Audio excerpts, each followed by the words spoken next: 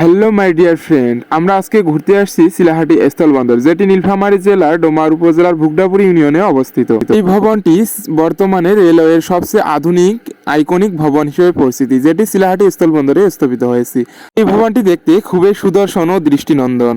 এই ভবনটির কাজ প্রায় শেষের দিকে। এই ভবনটির কাজ সম্পূর্ণ শেষ হলে এবং বাংলাদেশ ভারতের সুসম্পর্ক বজায় থাকলে এদিকে উত্তরবঙ্গের মানুষজন খুব সহজেই ভারতের হলদিবাড়ি হয়ে ভারতে প্রবেশ করতে পারবে এবং বিভিন্ন ধরনের ব্যবসা বাণিজ্য কাজ পরিচালনা করতে পারবে, যা উত্তরবঙ্গের মানুষের অনেক কর্মসংস্থান সৃষ্টি করবে। ভারত বাংলাদেশ মৈত্রী চুক্তির মাধ্যমে চিলাহাটি স্থলবন্দরের কাজ শুরু হয়, যা এই রেলপথ দিয়ে বাংলাদেশের মানুষ ভারতে পণ্য রপ্তানি আমদানি দুটি করতে পারবে খুব সহজেই।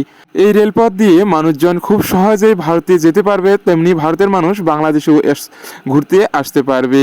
আমরা যখন চিলাহাটি স্থলবন্দর দেখতে আসি তখন প্রায় সন্ধ্যা হয়ে গেছে। এদিকটা হচ্ছে পুরনো রেল স্টেশন, যেটি এই প্ল্যাটফর্মে যাত্রী বর্তমানে উঠানামা করে। এখান থেকেই মানুষজন টিকিট সংগ্রহ করে। এটা হচ্ছে পুরনো টিকিট কাউন্টার।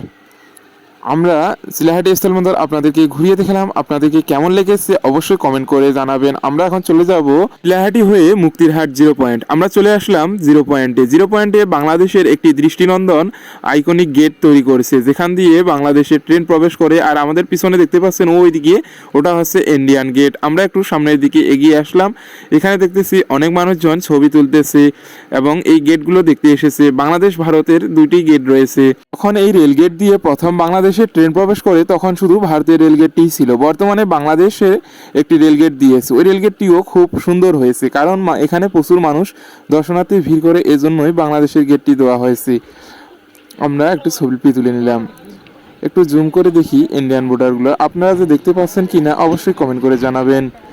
এদিকে লেখা আছে সাবধান। ওই যে পিলারটা দেখতেছেন, ওখান থেকে বাংলাদেশ আর ওদিকটা ভারত। সম্পূর্ণ ভিডিওটি দেখার জন্য অবশ্যই আপনাদেরকে অসংখ্য অসংখ্য ধন্যবাদ। আর পরবর্তী ভিডিও দেখার জন্য পাশেই থাকবেন। Thanks for watching.